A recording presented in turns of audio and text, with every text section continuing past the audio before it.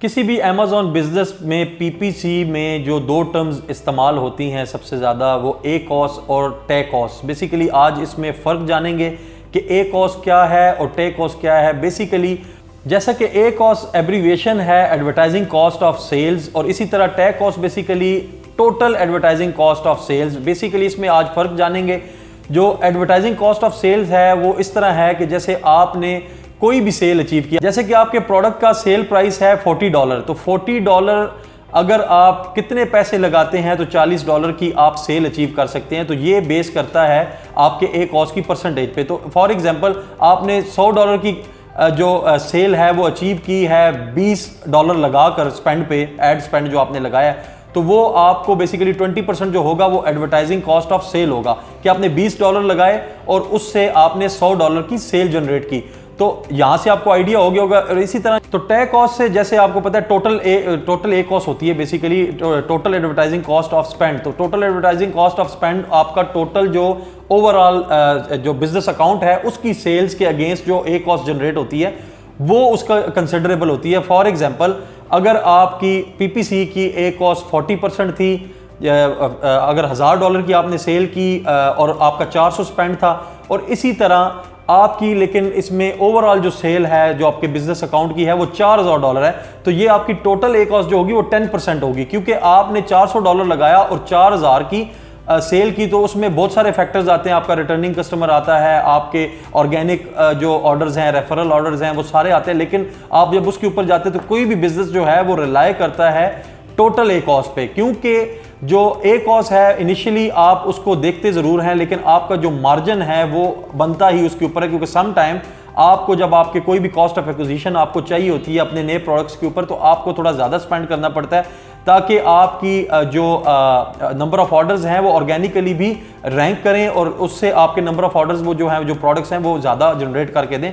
तो ये बेसिकली इसमें फर्क है। तो यहां तक का उम्मीद करता हूं कि फर्क आपको आइडिया हो गया होगा। अब जो ए कॉस्ट और टे कॉस्ट का जो यहां पे सबसे, क्योंकि Q4 सीजन स्टार्ट हो चुका हुआ है, आपको पता ही है अमेज़ॉन के ऊपर, और अमेज़ॉन में टे कॉस्ट जो है वो बहुत ज़्यादा मैटर करती है, क्योंकि एट द सेम टाइम जो ए कॉस्ट ऑफ द पीपीसी है वो ऑलरेडी इंक्रीज हो रही है लोगों की, लेकिन परेशान होने की जरूरत नहीं है, क्योंकि ए कॉस्ट इंक्रीज होगी, एडवर्टाइजिंग स्पेंड बहुत ज़्यादा लोग कर रहे हैं, कंपटीशन बढ़ गया है, तो मैक्सिमम चांसेस होते हैं कि आपको वहाँ से इतना अच्छा जो है आपका डिजायर्ड ए कॉस्ट नहीं मिले। लेकिन जो मैटर करती है चीज़, क्योंकि ट्रेंड्स भी ऑलरेडी बहुत ज़्यादा हैं, वो आपका टे कॉस्ट करती है। अगर आपकी टे कॉस्ट सेम उसके ऊपर है और वॉल्यूम बढ़ रहा है तो फिर भी अच्छी बात है, लेकिन अगर वो नीचे आता है और वॉल्यूम आपका सेम भी है या बढ़ रहा है तो इसका मतलब ये है कि आप उसके ऊपर अच्छे पैसे कमा रहे हैं।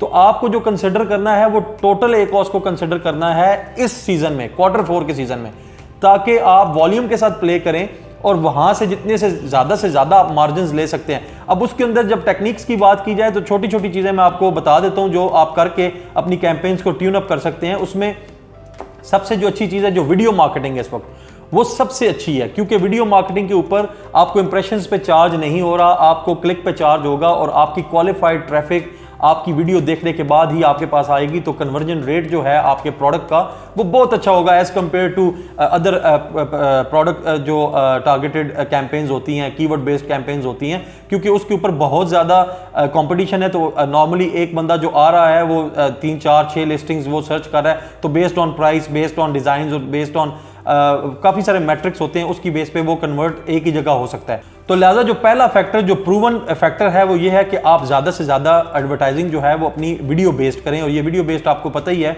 स्पॉन्सर्ड ब्रांड कैंपेन से ये आएगा, और वो आएगा भी उन्हीं के लिए जो बेसिकली ब्रांड रजिस्टर्ड हैं, ब्रांड रजिस्ट्री है, प्लस कंटेंट जिनके पास है, और वो ये कैंपेन कर सकते हैं।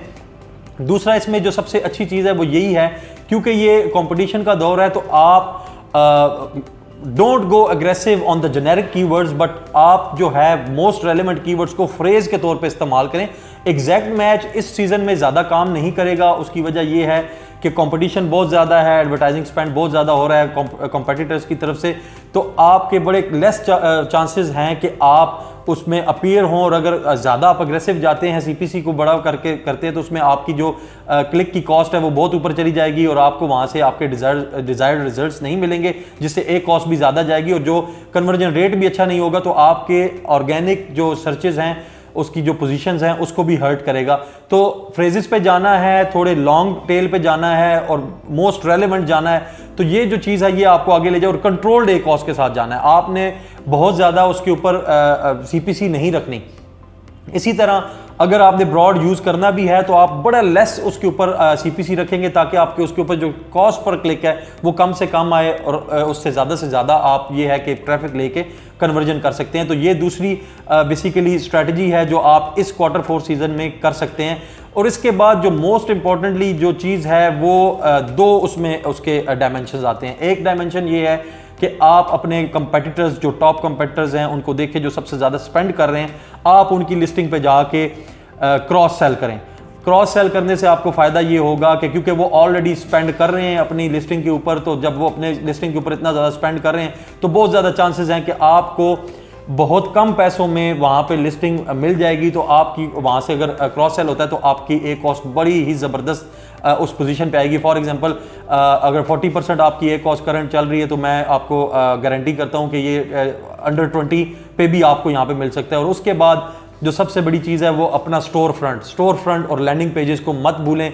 स्टोर फ्रंट को अच्छा डिज़ाइन करें, लैंडिंग पेजेस को अच्छा डिज़ाइन करें, चाहे अपनी वेरिएशंस को, चाहे वो कलर बेस्ड है, साइज बेस्ड है, तो उसके ऊपर अपने ज़्यादा से ज़्यादा प्रोडक्ट्स को लिस्ट करें और कोशिश करें स्पॉन्सर्ड ब्रांड कैंपेन्स करें और अपने स्टोर फ्रंट के लिए करें, अपने लैंडिंग पेजेस के लिए करें, वीडियो बेस्ड करें और दूसरा क्रिएटिव्स भी बनाएं, बेशक इमेज बेस्ड। तो ये वो चीज़ें हैं जो इस वक्त इस सीज़न में आपको बहुत ज़्यादा हेल्प आउट करने वाली हैं। और दूसरी जो अगर आप काम कर रहे हैं, जैसे ऑटोमेटिक पे भी आप अग्रेसिव जा रहे हैं या दूसरी चीज़ों पे अग्रेसिव जा रहे हैं, तो उसको लिमिट करें क्योंकि वो आपको हर्ट करेगी, आपकी सेल्स को, PPC की ACOS को भी ऊपर लेके जाएगी और आपकी ऑर्गेनिक रैंकिंग्स को भी ड्रॉप करेगी। और आप एट द एंड क्या होगा कि इस जो एक पीक सीज़न है इसमें आप कहीं ना कहीं अपना नुकसान कर बैठेंगे। तो ये स्मार्ट प्ले करना है आपने, अग्रेसिव भी करना है लेकिन स्मार्ट तरीके से आपने अग्रेसिव जाना है। तो ये चीज़ जो है ये आपको एक बेहतरीन टोटल ACOS पे लेके जाएगी और जो